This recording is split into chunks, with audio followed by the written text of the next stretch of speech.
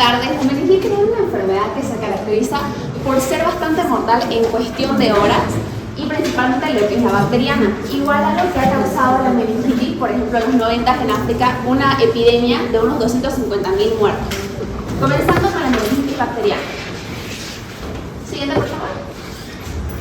Este es un proceso inflamatorio de las leptomeninges encefálicas y medulares que cursa como un líquido cefalorraquídeo turbio o purulento, que más adelante vamos a ver su cuadro de cómo se va a ver en el líquido cefalorraquídeograma. Aquí tenemos un recuerdo de cómo se ven todas las capas que recubren a lo que es el cerebro. ¿Siguiente? La etiología se va a dividir según la ruta de entrada o según la edad. Según la ruta de entrada tenemos lo que es la vía hematológica, que es la que más conocemos de que la bacteria llega a través de lo que es el torrente sanguíneo. La bacteria que es más propensa a hacer esto es el Streptococcus pneumoniae. Puede ser después una herida penetrante en el cráneo o las meninges, por ejemplo un trauma encefálico, que puede ser causada por el Staphylococcus aureus. Después también puede ser una causa de una intervención quirúrgica en el cerebro o en la médula espinal, generalmente causado por las bacterias gram-negativas, y también cuando se infecta una derivación Oshun, que esto es una derivación Oshun por si acaso, que es colocada en el cerebro para así aliviar lo que es el aumento de presión, y también cuando las bacterias entran a través de un efecto congénito, como lo que puede ser la espina bífida. Igual tenemos la otra clasificación, que es según grupo etario. Podemos observar que en los recién nacidos de niños pequeños, el principal va a ser el Streptococcus agalactiae. Porque este se puede encontrar en lo que es el canal vaginal, generalmente por los niños que nacen a través del parto natural. También tenemos lo que es el Escherichia coli y el Listeria monocytogenes. Igual es importante recordar que si está recién nacido después de las 48 horas del parto, tiene esta bacteria, lo más probable es que lo haya adquirido de su mamá a través del canal del parto y que la meningitis forma parte de una sepsis. También tenemos los lactantes de más edad, niños y adultos jóvenes, que ellos van a tener a la Neisseria meningitidis, que se va a caracterizar por ser el más grave de todos. Tenemos igual el Streptococcus pneumoniae, el Staphylococcus aureus, Haemophilus influenzae. Este Haemophilus influenzae es habitual en zonas donde no utilizan la vacuna. Por ejemplo, podemos ver de que muchas veces muchos papás dicen de que ya no voy a vacunar a mi hijo porque ya no hay casos, pero eso es lo que produce de que haya más casos. Igual en los adultos mayores vamos a ver que su sistema inmunitario se debilita y esto va a aumentar su riesgo de meningitis por otras bacterias. En epidemiología, aquí podemos observar lo que es como una captura de un artículo que encontré en la que habla de Latinoamérica. Como se puede ver, no hay datos de Bolivia, pero tenemos de nuestros países vecinos. Ellos dicen que la tasa de exportación nasofaringea de Neisseria meningitidis, o sea que lo tenemos viviendo aquí, es menos de un 1% de los portadores que presentan la enfermedad meningocócica. Y vamos a ver que también hubo un reporte epidemiológico en 2024, donde hubo unos 20 casos de meningitis causados por 3 agentes etiológicos diferentes: la Neisseria meningitidis, el Streptococcus pneumoniae y el Streptococcus pyogenes. En Santa Cruz de la Sierra, en diciembre del año pasado, no sé si recuerdan, pero hubo 2 fallecimientos de menores de edad. Siguiente. En el periodo de incubación, la mayoría de las causas de esta meningitis bacteriana comienza de 3 a 5 días con síntomas inespecíficos, pero sin embargo también puede ser en cuestión de horas. La transmisión se da por un contacto directo a través de gotitas o secreciones respiratorias, o también el periodo de transmisibilidad persiste hasta que los meningocócicos suelen desaparecer en la nasofaringe 24 horas después del inicio del tratamiento. Aquí tenemos el esquema. En cuestión de la patogenia, aquí hay un esquema igual que lo va a identificar, pero tenemos que la presencia del patógeno bacteriano en la mucosa nasofaringea, como ya mencionamos, que es el más común, vamos a ver que se estima entre el 5 y el 25% de niños sanos que están colonizados por estos principales agentes, como la influenza de tipo B, el Streptococcus y Neisseria. Y esta infección viral del tracto respiratorio superior va a producir una facilitación para que estas bacterias puedan subir, por así decirlo, y va a producir la invasión del torrente circulatorio por el patógeno meninge. Aquí podemos ver que hay una siembra bacteriana en las meninges, porque ya entró a través de lo que son los plexos coroideos. Vamos a ver que aquí va a ir entrando. ¿Por qué? Porque va a causar una inflamación meningea inducida por toda esta entrada de componentes plasmáticos. Es decir, que va a causar toda la cascada inflamatoria y esto va a producir que finalmente puedan pasar y así ya llegan a lo que es el plexo subaracnoideo. Aquí igual como hay un algoritmo, y me gustan mucho los algoritmos, respecto a que explica la patogenia de lo que es la meningitis bacteriana.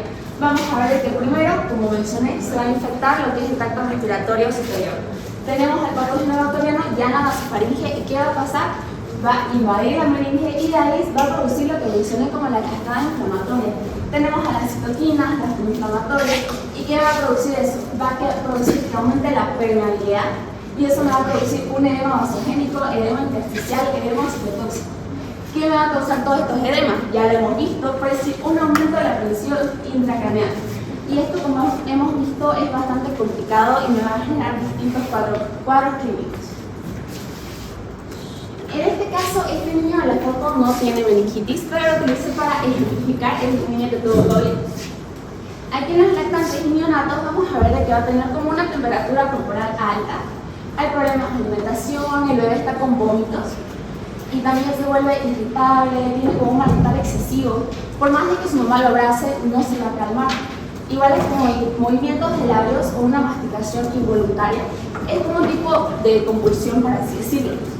También vamos a ver que hay un llanto agudo e inusual. El aumento de la presión intracraneana del bebé va a producir un abultamiento de lo que es la fontanela superior. Muy bien, continuando con los niños y adultos, ya conocemos lo que son los signos de la rigidez en la nuca, el signo de Kerner y el Lewis. Vamos a ver que en los primeros 3 días hay como una fiebre, irritabilidad, vómitos, rigidez en la nuca, alteración del estado de conciencia y los que ya mencioné anteriormente. Igual, importante recordar que la meningitis meningocócica es la más grave de estas bacterias. Vamos a ver que produce una necrosis de tejido por debajo de la piel y además provoca la aparición de lo que son las petequias. Eso es lo que nos llama la atención bastante. También va a causar hemorragia digestiva alta, generando la aparición de hematomesis y melenas y también una coagulación intravascular diseminada. Algo importante es que va a causar el síndrome de Waterhouse-Friderichs, que este es un sangrado en el interior de las glándulas suprarrenales. Esto me va a producir una trombosis intravascular, trombosis y gangrena y también una falla multiorgánica.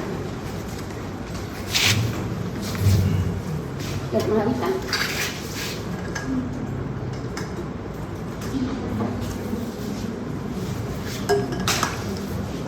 Continuando, vamos a tener lo que es el diagnóstico. Como sabemos, se realiza una punción lumbar. Sin embargo, no todo el tiempo vamos a realizar esta punción lumbar. ¿Por qué? Porque puede estar contraindicada. Unos ejemplos de cuando está contraindicada es de que haya, por ejemplo, una infección en lo que es la zona de punción o que existan coagulopatías. Y también si hay signos de una hipertensión intracraneana. ¿Por qué? Porque ¿qué puede hacer este cambio de presiones? Puede producir lo que es una herniación, que es algo que tenemos que evitar. Siguiente. En la punción lumbar encontré estas 2 fotos que me gustaron mucho, en el cual vamos a ver de que vamos a recoger el líquido cefalorraquídeo y en el caso normal tendríamos que poder leer este texto. Pero con esta muestra, que es un paciente que tiene una meningitis bacteriana, ya no lo podemos ver, porque se encuentra turbio, purulento. Vamos a ver que en su citoquímica hay pleocitosis con un predominio de polimorfonucleares. También existe una elevación de proteínas y un descenso de la glucosa, porque es importante recordar que la glucosa va a ser consumida por estas bacterias. Esto va a ser clave más adelante para diferenciarlo de otras meningitis. También tenemos el gran cultivo del líquido cefalorraquídeo, que esto me va a permitir realizar lo que es el antibiograma. Sin embargo, es importante recordar que este proceso se tarda bastante. También tenemos al PCR bacteriano, donde hay alta sensibilidad y especificidad. Son útiles si el cultivo salió negativo, pero seguimos sospechando de que este paciente tiene meningitis. Aquí vamos a ver de que tenemos como ya cómo se vería un líquido cefalorraquídeo normal y uno con meningitis bacteriana, que nos llama la atención. Vamos a ver que la glucosa, como les mencioné, va a estar disminuida, va a tener más de 10 células localizadas y también las proteínas se van a encontrar aumentadas en más de 100. Aquí podemos ver de que si hacemos la tensión gram podemos encontrar a esto, por ejemplo, diplococos, gram positivos, gram negativos, como los agentes que ya mencioné al comienzo. Y también en aspecto, como en las imágenes anteriores, se ve más turbio y se ve más amarillo. Aquí son unas imágenes que me mandó la doctora. Aquí podemos observar de que, por ejemplo, este paciente tiene cierto aspecto turbio y vamos también de que su glucosa es el 93, que nos llama la atención de que igual con el examen microscópico no le encontraron como nada, es negativo, tinta china también. Y en el examen directo las células son escasas y los leucocitos son de 40 a 45 por campo. Aquí igual podemos ver otro en el cual que dice que no se observan gérmenes coloreables por la tensiograma. Como ya mencioné antes, si los pitábamos podíamos ver diplococos, podíamos ver distintas estructuras. Y luego tenemos a la neuroimagen, que esto lo vamos a utilizar en caso de que la punción lumbar se encuentre contraindicada, como en las situaciones que mencioné anteriormente. Tenemos al ataque craneal, que se presenta si presenta deterioro neurológico importante o rápido, o si hay sospechas de la hipertensión intracraneana. También la antibiótico-terapia empírica se va a iniciar previamente a que se la realice esta ataque craneal. También vamos a ver de que podemos utilizarla en caso de meningitis recurrente, convulsiones luego de 2 o 3 días, y también podemos utilizar la ecografía transfontanelar en el caso de los lactantes. En el diagnóstico diferencial lo vamos a diferenciar de otras meningitis, por ejemplo la séptica, la viral, la micótica, el abscesos cerebrales, encefalopatías, tumores, hemorragia intracraneana, endocarditis y entre muchos otros más. También otras formas de diagnóstico que tenemos es el hemocultivo, que puede ser positivo hasta un 75%. Tenemos el seguimiento urinario y urocultivo, en el cual puede ser como cultivo de otros posibles focos de origen. Tenemos al hemograma, donde podemos encontrar leucocitosis con neutrofilia, y si hay leucopenia es un factor de mal pronóstico. Y tenemos la coagulación, que es frecuente en la coagulopatía, como ya les mencioné, la coagulopatía intravascular diseminada, en meningitis y meningocócitas. En el tratamiento, como ya mencioné, se tiene que comenzar sí o sí tras que tengamos la sospecha. Mientras más tiempo perdamos, más alto es el pronóstico de muerte. Lo más probable es de que, por lo tanto, se opta siempre por los antibióticos que actúan contra los más probables de ser la causa de infección. Siguiente, por favor. Aquí podemos ver, por ejemplo, basándonos en por qué llegó el paciente. Como les mencioné, digamos que llegó por un accidente, aquí tenemos traumatismo craneal, ¿en qué vamos a pensar? Bueno, pues en el Streptococcus pneumoniae, que vive en la piel, Haemophilus influenzae, Piógenes, Staphylococcus. Así que, ¿qué vamos a utilizar? Vamos a utilizar antibióticos según la situación que haya tenido el paciente. Por ejemplo, aquí cefotaxima, ceftriaxona, cefalosporinas de segunda generación. Bien. Aquí tenemos este otro que se basa ya cuando tengamos, por ejemplo, la gente después de hacer nuestro cultivo y que ya lo identifiquemos y vamos a encontrar el espectro que mejor corresponde para su tratamiento. Y por último, estas son las dosis que después se pueden revisar. Siguiente. Aquí tenemos igual como de tratamientos para controlar la inflamación del cerebro. Como mencioné, su patogenia se forman distintos tipos de edema, vascular, citotóxico y entre otros. Por lo tanto, vamos a utilizar ciertas medidas. Primero queremos que nuestro paciente tenga una posición semi-Fowler, como unos 30 grados. También se tiene que realizar hiperventilación de un CO2 de 27 a 30 durante no más de 24 horas. Y en caso de que el paciente esté normovolémico o que no tenga una hipovolemia importante, vamos a realizar diuresis osmótica por mannitol. También vamos a reponer sus líquidos mediante la vía intravenosa. Se realiza tratamiento y control de la fiebre y también administramos glucosa de 0,25 si presentara una hipoglicemia. ¿Cuándo vamos a considerar internar a nuestro paciente en la unidad de cuidados intensivos? En caso de que el paciente tenga shock, acidosis metabólica, púrpura, focalidad neurológica, crisis convulsiva, signos de la hipertensión intracraneana, que ya la conocemos, que es la cefalea, vómitos en escopetazo y edema de papila, la obnubulación o coma o una hiponatremia grave. Las complicaciones, vamos a ver que si tiene convulsiones, ¿con qué lo tratamos? Con fenitoína o podemos utilizar ácido valproico o entre otros. Tenemos el shock, coma, aumento grave de la hipertensión intracraneana. Aquí podemos utilizar igual inclusive un catéter para extraer el líquido cefalorraquídeo y así disminuir la presión. También se puede presentar un edema subdural, el cual lo tenemos que drenar de una forma quirúrgica. La prevención, ¿cómo podemos prevenir esto? Con el membreo, que es esta vacuna contra el meningococo de los serogrupos. ¿En quiénes lo vamos a utilizar? En niños de 2 a 6 meses se administran como unas 3 dosis con un intervalo de mínimo de 2 meses y un refuerzo entre los 12 y 16 meses, un total de 4 dosis. También tenemos en los niños no vacunados de 6 a 23 meses, donde vamos a ver de que se debe administrar 2 dosis y la segunda dosis es entre los 12 y 24 meses después de la primera dosis. Siguiente. Aquí igual tenemos un esquema que se va a tratar de lo mismo que les hablé antes, pero con pacientes mayores a 65 años. Siguiente. Continuando con la meningitis tuberculosa. Como ya sabemos, es causado por el Mycobacterium tuberculosis, un agente que ya conocemos bastante. Este va a ser un bacilo aeróbico intracelular facultativo, es un ácido alcohol resistente y la transmisión va a ser por vía aérea, como ya lo conocemos, la tuberculosis. Su epidemiología, vamos a ver que la meningitis tuberculosa es mortal antes del tratamiento antituberculoso y sigue siendo la principal causa de muerte. Aquí podemos ver de que la tuberculosis pleural, obviamente con un 45%, pero luego le va a seguir el meningo, que tiene un 15%, no es tan bajo, por así decirlo.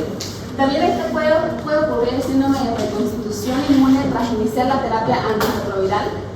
Y en países de baja prevalencia es el 6% de las meningitis. Como ya mencioné, tiene un número bastante alto.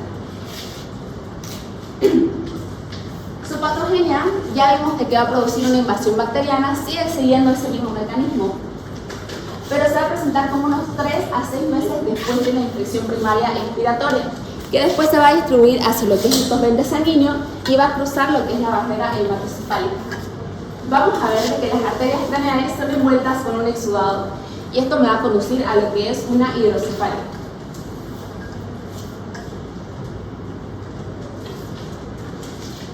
Tenemos 3 estadios, lo que puede ser el estado de conciencia normal, en el cual no existen manifestaciones neurológicas resaltantes. También tenemos el estadio 2, donde hay confusión mental, somnolencia, letargia, la cefalea y vómitos, y los signos meningios, como Babinski y entre otros. Y el 3, donde ya hay un coma y signos de daños neurológicos severos. Su diagnóstico, vamos igual a realizar un análisis de líquido cefalorraquídeo, donde más adelante igual tenemos un cuadro comparando las 4 meningitis, pero tenemos una presión de apertura elevada de 180 a 300. Eso es bastante importante. Igual su pleocitosis linfocitaria de 100 a 500 células. El ADA igual me va a sugerir una tuberculosis, pero no es algo que la confirme directamente. También tenemos la microbiología, la baciloscopía, ya la sabemos, tiene una baja sensibilidad. El cultivo, que es gol estándar, pero es bastante lento. Van a ser de unas 1 a 8 semanas. Y después tenemos el PCR o GeneXpert, que tiene una sensibilidad del 90%. Es la más rápida, pero también es una de las más caras. Siguiente. Aquí tenemos unos ejemplos que me mandó la doctora. Este es de un GeneXpert y este es de un ADA. El ADA, como ven, es de 11,3, o sea, es mayor al valor de 9, por lo tanto ya podemos sospechar de un cuadro de tuberculosis.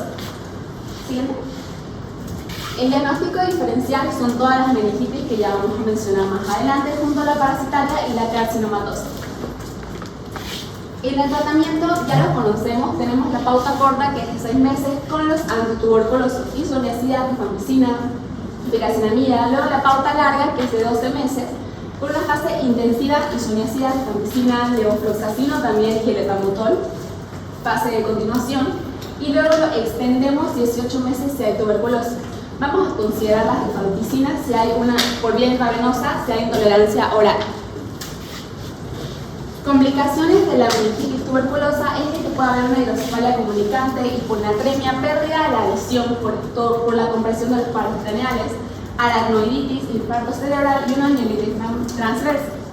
Esta es una imagen de la mielitis transversa que podemos observar que es como una tipo de inflamación. Luego la prevención, ya conocemos a la vacuna, que así evitamos a las formas graves de tuberculosis. Y también otra forma de prevenirlo es tratar la tuberculosis pulmonar, porque para que llegue a la meninge ya tuvo que estar en la pleural, por lo tanto siempre completar estos tratamientos. Gracias. Bueno,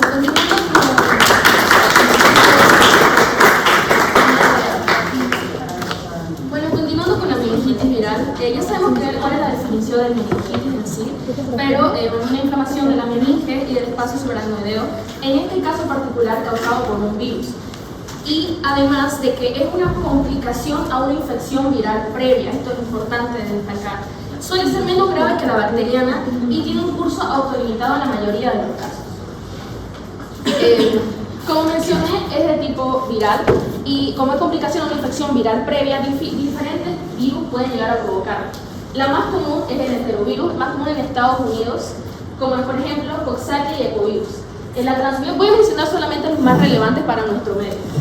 La transmisión en el enterovirus es por propagación fecal oral por alimentos contaminados y tiene una incidencia en verano hasta principios de otoño. Otro que es bastante común es el virus del herpes simple, habitualmente de tipo 2. En este caso es por contacto estrecho, contacto sexual con una persona que tenga el virus activo y no tiene una incidencia estacional. Algo importante de la meningitis viral por virus del herpes simple es que puede ser primaria, es decir, darse una vez o ser recurrente. Cuando es recurrente se le denomina meningitis de Mollaret. Luego está el virus de la varicela zoster, que también produce meningitis de tipo viral, sin embargo es menos común que el virus por herpes simple. Esta se da por inhalación de gotitas respiratorias, tuvo contacto con una persona infectada y pues no tiene ninguna incidencia estacional. Luego están los arbovirus, ya sean los flavivirus, la siguiente por favor, ortomiyavirus, o en este caso sí que chikungunya, que es el que voy a hablar porque es más relevante en nuestro medio. Zika es igual un flavivirus. Esto es transmitido por un mosquito Aedes aegypti y se da pues a finales de primavera o hasta principios de verano en épocas de lluvia, como bien sabemos. Otro que es bastante importante es la meningitis viral por el virus de inmunodeficiencia humana, que es por contacto con líquidos corporales de una persona infectada, no tiene tampoco incidencia estacional. Y también algo que también puede ser relevante en nuestro medio, sin embargo es muy poco común, es una complicación de la parotiritis por el virus del paramonofixovirus. Esto es por inhalación de las gotitas respiratorias y es más frecuente en invierno y primavera. La siguiente, por favor. La epidemiología.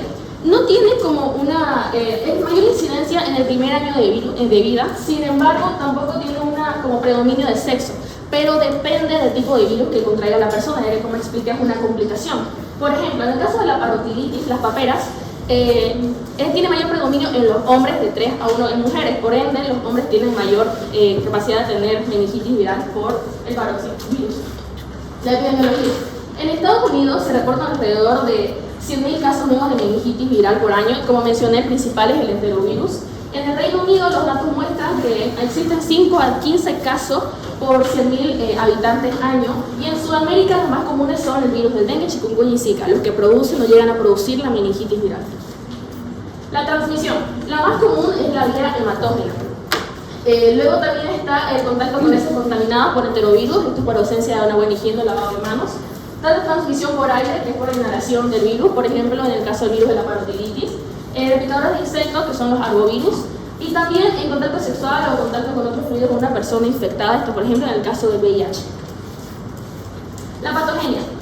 Voy a mencionarla aquí, ya que más adelante lo vamos a saltar porque es básicamente la misma, pero cuando el virus ingresa a nuestro sistema se llega a reproducir en las mucosas de nuestro sistema respiratorio y sistema digestivo, por lo general. Aquí cuando llegan a reproducirse y alcanzan el torrente sanguíneo, se da lo que es una viremia primaria. Cuando estos de acá llegan a alcanzar, después de la viremia primaria, llegan a alcanzar los órganos reticuloendoteliales, como ser el vaso, el hígado, se enfrentan, hay una batalla contra nuestras células reticuloendoteliales con el virus.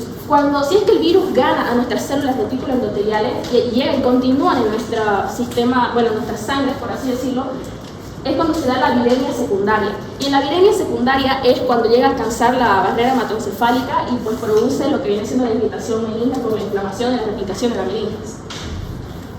La fisiopatología, pues como bien sabemos ya alcanza la barrera hematoencefálica y comienza a replicarse activamente en nuestras meninges. Esta replicación lo que hace es que aumenta la citoquina. Este aumento de la citoquina produce un aumento de la permeabilidad de la barrera hematoencefálica, por ende, aquí es cuando se da la infiltración de los leucocitos en el líquido cefalorraquídeo. Esto produce alteraciones en el líquido cefalorraquídeo, como ser aumento de las proteínas y también el aumento pues, de los linfocitos. Los síntomas clínicos pues, son debido a la inflamación, que son los síntomas de la irritación meningia, como sabemos, la cefalea, la fiebre y las rigidez de nuca. Aquí hice como un esquema fácil que es como la irritación meningia lleva a que exista un aumento de la permeabilidad de la barrera hematoencefálica, por ende una alteración del líquido cefalorraquídeo y también una irritación meningia, por ende están los signos meningios. Siguiente, por favor. Las manifestaciones clínicas. Suele comenzar como cualquier infección viral los primeros 3 días, ya que en bebés, por ejemplo, existe fiebre, irritabilidad, falta de apetito, somnolencia, dificultad para despertarse y falta de energía. En caso de los niños y los adultos, se suma a toda esta sintomatología el cuello tenso, la sensibilidad a la luz brillante, náusea. Sin embargo, es importante destacar que no todos los pacientes llegan a manifestar síntomas. Luego más adelante, que son a partir de los 3 a 7 días, es cuando comienza a existir los síntomas que sugieran pues, la meningitis, fiebre, dolor de cabeza y rigidez de nuca. Estos son menos graves que las bacterianas, esto es importante. Incluso se dice que la rigidez de nuca puede llegar a ser menos marcada que una meningitis bacteriana. Progresan más lentamente y además no se identifica a menudo lo que viene siendo el delirio, confusión y convulsiones, porque en el caso de la meningitis viral hay mucha menos invasión al parénquima, por ende no hay tantas lesiones neurológicas como tal. Siguiente, por favor. En el diagnóstico, el análisis de líquido cefalorraquídeo lo voy a ahorita pasar de largo porque más adelante lo vamos a ver comparando las 4 tipos de meningitis. Sin embargo, es importante tomar en cuenta de que solamente se descarta la meningitis bacteriana cuando los cultivos de líquido cefalorraquídeo salen negativos. Además, ¿por qué? Porque cuando tenemos sospecha de una meningitis y ya tenemos en cuenta de que la meningitis bacteriana es más peligrosa que la meningitis viral, le damos tratamiento de antibióticos y estos antibióticos pueden alterar los hallazgos. Tratamientos de antibióticos de forma empírica. El diagnóstico, para hacerlo como más específico, las pruebas específicas está el PCR, medición de IgM, cultivo viral, aunque no se ocupa mucho, y el examen citológico. Luego están las pruebas complementarias, que es para ver la presencia de el virus en muestras biológicas como ser la sangre, el hisopado de la fauces y secreciones nasofaringeas y muestras de las heces, por ejemplo en el enterovirus. El diagnóstico diferencial, como ya vimos, están todas las meningitis que hablamos. También se encuentra el síndrome de Guillain-Barré, pero es porque comparte como el tema de la cefalea, la fiebre. Sin embargo, en el líquido cefalorraquídeo, el síndrome de Guillain-Barré, también se encuentra una linfocitosis un poquito elevada, que eso comparte también con la meningitis de tipo viral, pero la diferencia es que existe un aumento de proteínas muy marcado en el síndrome de Guillain-Barré. Además de que sabemos que clínicamente el síndrome de Guillain-Barré tiene como debilidad muscular ascendente progresiva, que eso no tiene la meningitis viral. Las hemorragias subaracnoideas, lo que más se destaca es el inicio súbito de la sintomatología, además de que en el líquido cefalorraquídeo vamos a encontrar eritrocitos. Y en la encefalitis viral es lo mismo, además de que tiene un mayor compromiso clínico a nivel neurológico que no tiene en la meningitis viral, porque como mencioné, en la meningitis viral no existe una lesión marcada al parénquima cerebral. El tratamiento y manejo, como mencioné al inicio, suele ser autolimitado. Por lo tanto, se hacen tratamientos sintomáticos, como ser manejo de dolor y fiebre, en ese caso de que tenga, con paracetamol y AINE. El control de las náuseas, en caso de que tenga, con metoclopramida, 10 miligramos intravenoso o vía oral, depende de lo que tolere el paciente, cada 8 horas. O ondansetron, 4-8 miligramos intravenoso o vía oral, cada 8 horas. La hidratación, en caso de que existan náuseas y vómitos abundantes, nitrelactato, solución salina al 0.9%, y manejo de las convulsiones, insisto, en caso de que haya benzodiazepina. El aciclovir para el virus del herpes simple, cuando se trate de virus del herpes simple, o la infección por varicela zoster, se da 10 miligramos por kilogramo intravenoso cada 8 horas por entre 1 a 2 semanas. En el caso de que se le da Foscarnet, si se sospecha de citomegalovirus, esto en caso de que el paciente sea inmunocomprometido. Es bastante raro, pero se da Foscarnet 60 miligramos por kilogramo intravenoso cada 8 horas. Y finalmente fármacos antirretrovíricos en caso de que el paciente esté sufriendo una meningitis viral por el virus del VIH, se da dolutegravir.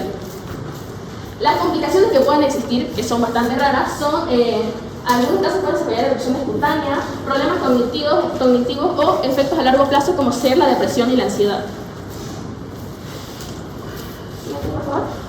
La prevención no es como mucho misterio para evitar tener enterovirus, pues tener una buena higiene, limpiar bien la superficie. Y en caso del polio, para meningitis viral, que sea por polio o por varicela, pues la vacunación. Ahora la meningitis micótica. Ya sabemos el concepto de meningitis, pero en este caso es dado por un hongo, el que produce la irritación, la inflamación. En este caso, el más común y el que nos vamos a enfocar es en el Cryptococcus en la especie de Cryptococcus, que si bien es bastante raro, se presenta principalmente en pacientes inmunocomprometidos. La etiología. Están distintos hongos que pueden llegar a producir la meningitis micótica, puede ser Candida albicans, Cryptococcus neoformans, que es el más común y repito, en el que nos vamos a enfocar, los histoplasmas, los coccidioides y los blastomyces. El Cryptococcus neoformans son levaduras redondas ovales de 3.5 a 8 micras. Esto depende, pues, el tamaño varía según la cepa y según el medio de cultivo en el que se reproducen. Se reproducen por germinación única y poseen una cápsula polisacárida. Esto es importante para su patogenia. Tienen metabolismo aeróbico, es decir, que no son fermentadores, producen ureasa y utilizan varios hidratos de carbono. Poseen 4 serotipos según las características de la cápsula. Aquí vamos a hablar de serotipo A y D, que son los que afectan a pacientes inmunocomprometidos y de distribución mundial, es decir, el que más nos vamos a topar. Y luego está el serotipo B, los serotipos B y C, que son los que atacan a nosotros, los inmunocompetentes, y en regiones tropicales y subtropicales.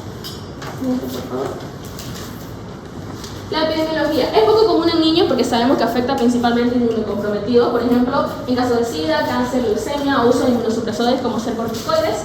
Se adquiere por inhalación de esporas o hongos presentes en el ambiente. No es contagiosa. Se da por la meningitis criptocócica, la más frecuente en todo el mundo.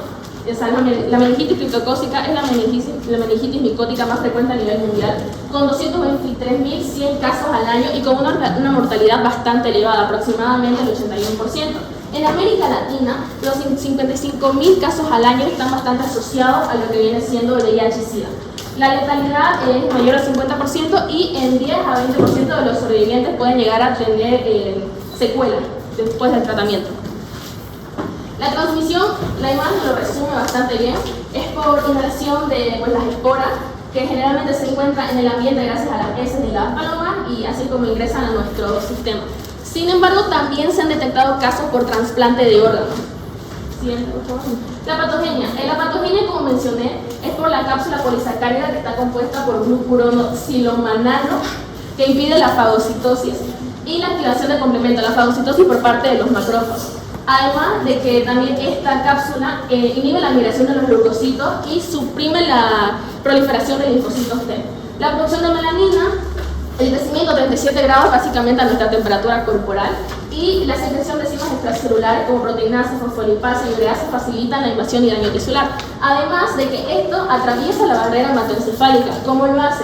Lo hace por translocación celular, que es como que están las células de la barrera hematoencefálica, penetran la célula y luego atraviesan la barrera. Luego también está por migración paracelular, que es como en medio de las células hacen un espacio y pasan.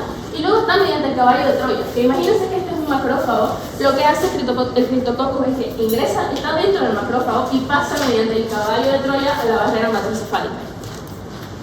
Siguiente. La fisiopatología es la misma, sin embargo, lo único que tiene diferente es que aquí existe un edema más marcado, ya que la barrera se permeabiliza más, dejando liberar la líquido y extravasación de líquido, lo que produce un aumento del PIC y es lo más relevante en este caso. Siguiente, por favor. Las manifestaciones clínicas, casi que lo mismo que mencionamos hace rato: cefalea constante, rigidez de nuca, náuseas, vómitos, pérdida de peso. A nivel pulmonar, esto es como muy raro, 5-25% de los casos llegan a manifestar problemas pulmonares, como ser tos y disnea. Y a nivel cutáneo, el 10% en pacientes con SIDA se ha descrito lesiones tipo molluscum contagiosum, que según las fotos son como pequeñas elevaciones con una hendidura en el centro, pequeñitas, y así a nivel cutáneo. Siguiente, por favor. El diagnóstico micológico. El diagnóstico clínico es difícil, por lo tanto el diagnóstico definitivo va a ser microbiológico. Aquí se realiza con detección del antígeno polisacárido de Cryptococcus por aglutinación en látex y prueba de flujo lateral, CRAG. Ambos se encargan de detectar el antígeno. Sin embargo, en la prueba de flujo lateral se hace en menos tiempo, es más económica y no necesita un especialista ni laboratorio para realizarse. Es básicamente como una prueba de embarazo. Así, se pone el líquido cefalorraquídeo y sale si positivo o negativo. De esta manera. La demostración del organismo en preparados de tinta china, que se detecta en un 50% de los casos. Mencioné que es más del 80% de sensibilidad. Más de eso, más del 90%, decía 95%, pegamos más del 90% cuando pelamos. Cultivo de líquido cefalorraquídeo positivo en el 75% de los casos. un hemograma y también pruebas de imagen para ver, como mencioné, que puede haber aumento del PIC por edema en el caso de meningitis micótica. Siguiente, por favor. El tratamiento y manejo es con anfotericina B, 0.3 a 0.5 miligramos kilogramos peso día, con flucitocina oral a 150 miligramos kilogramos día, dividido en 4 dosis. Esto para pacientes inmunocompetentes. En pacientes inmunocomprometidos, la dosis aumenta a 0.7 miligramos kilogramos día, por aproximadamente 10 semanas o 4 semanas hasta que salga negativo en el estudio de líquido cefalorraquídeo. Las complicaciones. Puede tener complicaciones vasculares, síndrome de estrés respiratorio agudo, porque mencioné que puede llegar a afectar como en el 10 a 25% de los casos. Infecciones secundarias, ya que el sistema puede encontrarse debilitado. Y finalmente complicaciones sistémicas en algunos casos. La prevención es bastante sencilla, tener un sistema inmunológico fuerte y también mantener un estilo de vida saludable y una dieta equilibrada, básicamente. Ahora, aquí está el cuadro que mencioné que es comparativo. Podemos ver la etiología de este lado, meningitis viral, tuberculosa micótica y meningitis bacteriana. Y aquí más o menos los factores que vamos a evaluar. En el aspecto de la meningitis viral se encuentra claro, es rara vez se encuentra ligeramente turbio. En meningitis tuberculosa, como mencionó mi compañera, el aspecto es turbio. En la meningitis micótica es claro y en la meningitis bacteriana es turbio y purulento. La pleocitosis es básicamente la presencia de células en el líquido cefalorraquídeo. En la meningitis viral se encuentra de 3 a 500 linfocitos. En la meningitis tuberculosa de 50 a 500. En la meningitis micótica de 10 a 500. Y en la meningitis bacteriana cuando se dispara, en todos los primeros son linfocitos. ¿Ya? En la meningitis bacteriana donde se dispara y son de 1000 a 5000, pero son neutrófilos. Luego están las proteínas. En la meningitis viral, como mencioné, no está tan elevada, es uno de los factores para diferenciarlo con el síndrome de Guillain-Barré, que tiene menos de 100 miligramos de cilitro. En la meningitis tuberculosa entre 100 a 500, al igual que en la meningitis bacteriana, y la meningitis micótica es de 50 a 300. Luego, la glucosa se encuentra normal en la meningitis viral, esto es importante. En la tuberculosa se encuentra muy baja, en la micótica se encuentra baja y en la bacteriana se encuentra muy baja. Luego el ADA, que es como una prueba de adenosina desaminasa, es normal en la meningitis viral. Se encuentra elevada en la tuberculosa, que es como mencionó mi compañera lo mencionó previamente. La meningitis micótica se encuentra baja y en la meningitis bacteriana, ligeramente elevada, y en la meningitis bacteriana se encuentra normal o ligeramente elevada. Si bien la meningitis tuberculosa puede pseudodiagnosticarse, pseudocomprobarse, por así decirlo, con el ADA, no es tan específico como el Gene Expert, pero aquí dice, no sé si lo pueden quitar. Ok, en el Gene Expert. La tinción Gram solamente va a dar resultados en los casos de meningitis bacteriana. La tinción 100 Nielsen da resultados en el caso de meningitis tuberculosa. La tinta china es positiva en criptococosis y no me acuerdo qué decía ahí. Creo que es cultivo, sí, cultivo. Sí, es cultivo. ¿El cultivo para atrás? Sí, es cultivo. Ya bueno, el cultivo es positivo para meningitis tuberculosis, sin embargo el crecimiento es muy lento, por lo tanto no se utiliza tanto para diagnosticarlo. En meningitis micótica es positivo para criptococosis u otros hongos, y en meningitis bacteriana sale positivo, crece, existe cultivo en bacterias biógenas. Luego está el Gene Expert, que es específicamente positivo para tuberculosis. Y eso sería como lo más relevante.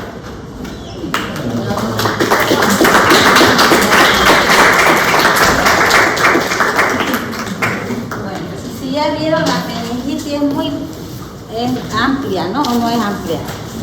Les vamos a hacer un pequeño resumen para que puedan entender mejor. Después al final un caso clínico para ver cuál de la está en el grupo. Les mandé un cuadro, ¿eh? Aquí me anoté alguna cosa que iba a preguntar después, a ver. ¿Cuántos tipos de meningitis hay? Micótica, ¿Me pueden poner, por favor, viral. laboratorios? Los laboratorios. Micótica celular 4, ¿ya? ¿Qué va a hacer? ¿Cuántos tipos hay de meningitis? Las más comunes. Bacteriana, tuberculosa, son las que más vienen a dificultar. Esta es la que más tenemos y sobre todo esta es la más común, es la que más se presenta. Viral, ¿Cuál es la otra? Micótica, y hay otras parasitarias que no es tan común, que he visto. Micótica igual se puede presentar por la bacteriana. ¿Por qué se produce? ¿Cuál es la etiología? ¿Cuáles son las bacterias más frecuentes? ¿Cuál? ¿Qué más? Amor, ¿qué más? Estreptococo, ¿qué más? Estafilococo. Son varias bacterias. Como mostró un reporte que hubo el año pasado, 2 casos de personas que ya todo el mundo se asustó y pensaban que tenían meningitis, la mayoría, ¿no? ¿Cuál era? ¿Cuál de todas? La meningocóxica. Es muy riesgoso cuando uno tiene esos pacientes, es aislarse, así como el COVID. Como el COVID tenemos que protegernos de todo, entrar a ver los pacientes, porque es muy contagioso y muy grave. Se puede morir el paciente. La tuberculosa, ¿cuál es? ¿La etiología? Mycobacterium tuberculosis. Este tipo de meningitis, ¿cómo se diagnostica? ¿Con vaciloscopía? ¿Cómo diagnostico? Ya saben, no se diagnostica por si acaso, porque algunos me decían con vaciloscopía, no, porque es extrapulmonar, es una meningitis extrapulmonar, así que no se diagnostica con vaciloscopía. Solo la pulmonar, ustedes pueden pedir vaciloscopía. Las extrapulmonares ya se pide de acuerdo a su clínica. Diremos, si fuera una pleural, ¿cómo diagnostico? Una meningitis, una tuberculosis pleural. Por toracocentesis y haciendo los estudios. Ese día le voy a decir cuál. Viral, ¿cuáles son las? Es un virus, ¿no? ¿Cuál virus son? Flavivirus, ¿qué más? Herpes, citomegalovirus y el VIH, que es muy frecuente en los pacientes inmunodeprimidos. Ya cuando vayan a poner VIH, tienen que nombrar que estas son complicaciones, también son enfermedades oportunistas. Las meningitis son enfermedades oportunistas. ¿Y la micótica cuál era? Criptococo, ¿no? El criptococo. Ahí voy a ver, es que me anoté varias cosas. Normalmente la bacteriana siempre va a tener una puerta de entrada. ¿Cuál sería? Dice que son del tracto respiratorio, ¿cuál? Superior la mayoría, ¿no? O también puede ser una enfermedad de la piel, que tenga un absceso cutáneo, tenga algo que también pueda producir. Pero la mayoría siempre es antecedente de una otitis, una faringitis, un resfrío, que pueda tener este tipo de complicaciones o algunas lesiones o heridas. La tuberculosis, bueno, se sabe que son inmunodeprimidos, una tuberculosis tiene que estar todo, fiebre, pérdida de peso, las virales igual inmunodeprimidas y la micótica igual inmunodeprimidas. Si viene un paciente con meningitis, ustedes no saben de qué tipo de meningitis se trata. Puede decir solo con meningitis, ustedes diagnostican en una meningitis. ¿Cuál es la clínica? Fiebre, ¿qué más? Alteración de la conciencia, ¿qué más? Vómito. Primero empiezan así los pacientes, ¿no? Cefalea. Pueden tener todos estos síntomas. Después ya viene cuando se van complicando con, ¿qué se llama? Rigidez de nuca. Siempre cuando tengan alteración del estado de conciencia, cuando estén somnolientos, estupurosos, ustedes tienen que ver si hay rigidez de nuca. Fíjense si está rígido el cuello, no está rígido. Se da cuenta uno, ¿no? Tóquenle, pónganle en posición recta. No vayan a colocar encima de una cabecera, algo no van a poder verificar. Tiene que estar en posición recta y ver si hay rigidez. Y tienen los dos signos, ¿qué se llama el signo? De Kerner-Bruscinski. Tienen que verificar si hay Kerner-Bruscinski. Se supone que esa semiología ya lo vieron, ¿no? ¿Cuál es Kerner? ¿Cuál es Bruscinski? Cuando dobla, ¿qué? ¿Cuál era? ¿Cuál era el Kerner y el Bruscinski? Dobla, extiende la rodilla, ¿qué pasa? ¿Cuál es? A ver, ¿quién me explica cuál es Kerner y Bruscinski? ¿Quién sabe? Si el paciente, yo veo si está rígido, ¿qué extiende? Las rodillas, las piernas, ¿cómo? ¿Ah? ¿Cómo es? A ver, ¿quién sabe los signos? ¿Cuáles son? A ver, expliquen. Es cuando al paciente se le toma la nuca y se hace que, o sea, que su mentón toque su cuello y va a estar rígido y el paciente va a tener una presión de la rodilla. Está El bien. signo de Kerning es que se flexiona la rodilla y el paciente o no puede o flexiona la otra como para un mecanismo de defensa. Es un signo de Kerning-Brucin. Normalmente uno ve rigidez, ¿no? Porque si vieron los pacientes que vimos cuando vemos en sala, no se veía Kerning-Brucin, que la mayoría es la rigidez de nuca que se puede observar y alteración del estado de conciencia. Ahora, ingresó el paciente como meningitis, ¿qué hago? ¿Qué hago? Porque yo no sé qué es lo que tiene, no sé cuál de esta tiene. No sé qué tipo de meningitis es. ¿Qué se hace? Pero antes de ¿qué tengo que decir al familiar? Aquí estamos en la práctica. Entró como, está rígido, está con fiebre, alteración del estado de conciencia. ¿Qué hago primero? ¿Qué hago? Ya escucharon toda la exposición, todo. ¿Qué se hace? Antes de la punción lumbar, que es lo único que me puede dar el diagnóstico y saber qué tipo de meningitis es, ¿qué hago antes? Antes de la PL, ya le pusieron a su compañera. ¿Qué se hace? A ver, ¿qué se pide? Antes tienen que pedir una tomografía. ¿Por qué se pide tomografía? Eso, ¿ves? Se están olvidando. Para ver si hay hipertensión, ¿qué? Craneana, porque no se puede hacer la PL si no vemos esto, ¿no? Va a ayudar un hemograma, ayuda, ¿no? Si hay leucocitosis, no hay leucocitosis, si hay desvío a la izquierda y demás. Pero siempre pide una tomo para ver, no si hay una hipertensión nuclear para evitar la herniación, dijo usted, ¿no? Usted puso, ¿no? Y una PL. Siempre esta punción lumbar, antes se debe pedir consentimiento de la familia. Siempre, para hacer el procedimiento, tienen que explicar al familiar y decirle, voy a hacer una PL que no va a sacar tanto líquido, todo, porque a veces ya les dije, como le decía a su compañero, el familiar piensa que le van a sacar líquido, lo van a dejar paralítico, y es para problemas de uno como médico. Entonces tienen que hablar que si yo no hago el procedimiento, no voy a saber qué tipo de meningitis es para que yo me guíe en el tratamiento. Sé que es una meningitis, pero no sé de qué tipo es, entonces van a hacer la PL. Una vez que el familiar autoriza la punción lumbar, uno va a extraer varios líquidos, ¿ya? Uno que era citoquímico. En el citoquímico, que después les voy a enseñar, se ve las proteínas, se ve la célula y se ve la glucosa. Y si quieren, hasta se pueden guiar el color del líquido. Para eso es el citoquímico.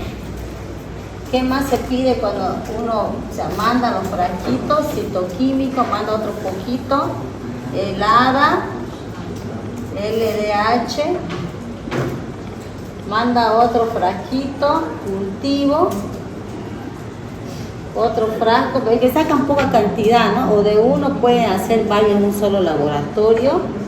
Cultivo, ADA, LDH, citoquímico y Ginesper, ¿no? Ginesper, ¿ya? Eso se manda cuando yo hago la PL. Ahora se van a fijar, yo les mandé un cuadro, ahí se van a dar cuenta por qué pedimos esto, que es muy importante, y todo es importante, para que veamos el tratamiento, para que yo haga un tratamiento y me guíe en esto, cuál es, de acuerdo a esto tiene cada uno su tratamiento. A ver, ¿miraron en su cuadro que tienen? Ya. Si se trata proteínas, aquí hay uno. ¿Ah? El último punto de la PL, de la función normal. Ginesper para tuberculosis. Aquí tengo el citoquímico.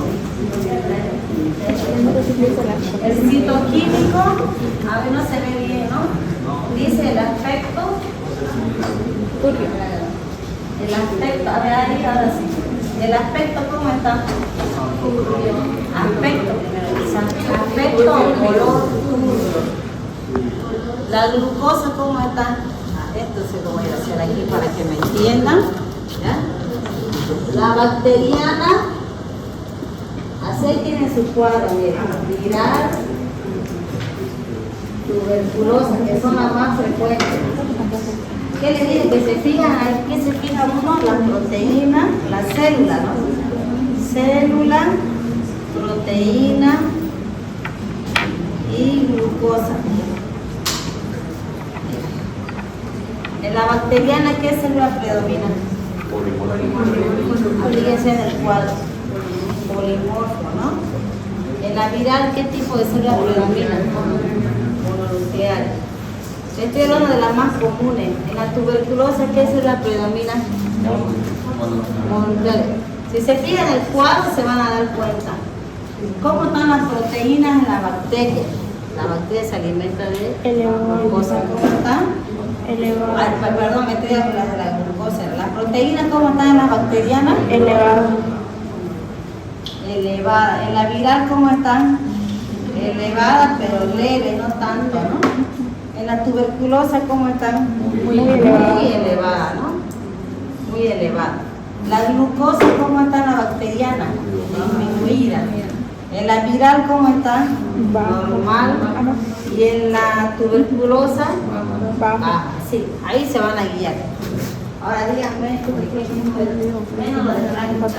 No digan lo de trágica. A ver lo demás. ¿De qué se trata? ¿De qué tipo de meningitis? A ver. La glucosa está en mayor de 40 elevada. Las proteínas muy elevadas. ¿Y qué célula predomina? Polimorfo nucleares. Cuando era polimorfo, ¿qué era? Bacteriana. Entonces una meningitis bacteriana. La glucosa está elevada. ¿Solo es la vida? Se pide el cultivo, pero como dijo su compañero, ¿quién dijo antibiótico, no? Hasta que salga el cultivo, a veces hay que dar antibióticos. Si se trata de una bacteria, guiarme, que salga, puede salir negativo porque no sabemos. Por los cultivos, claro, por los cultivos puede salir negativo porque ya les di yo ya antibióticos. Había otra.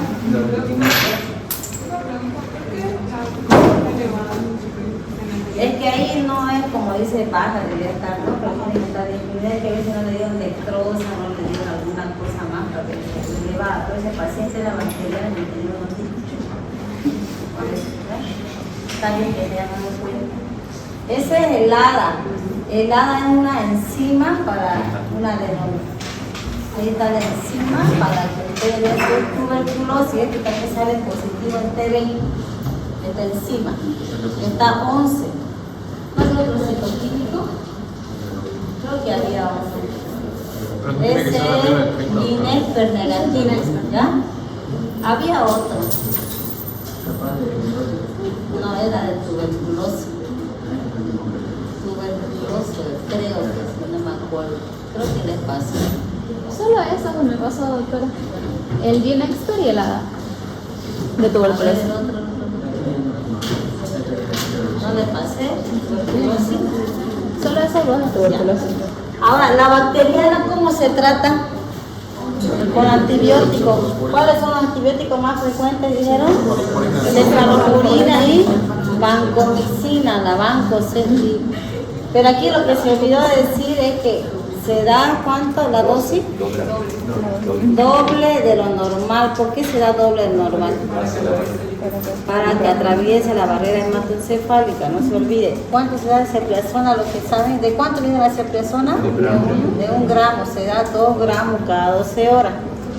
Si la banco viene de 500, se da 1 gramo cada 8 horas.